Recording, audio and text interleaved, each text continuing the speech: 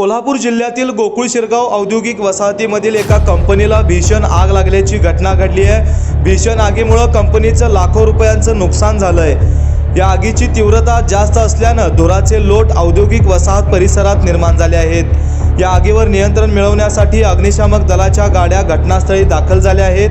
कच्च्या तेलाची कंपनी असल्याची प्राथमिक माहिती असून जीवितहानी झाली आहे की नाही याचा तपास सध्या सुरू आहे। भीषण आग पाहण्यासाठी या ठिकाणी बघ्यांनी मोठी गर्दी केली आहे।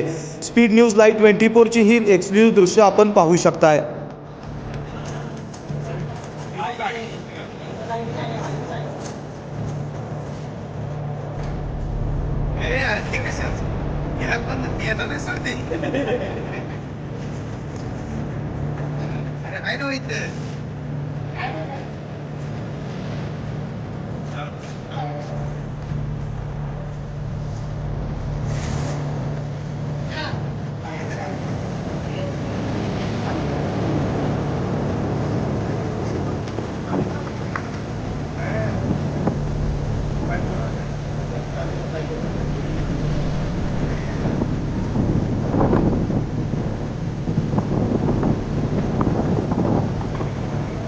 तर अशाच ताज्या अपडेट्ससाठी स्पीड न्यूज लाईव्ह 24 चॅनेलला सबस्क्राईब करा आणि बेल आयकॉनवर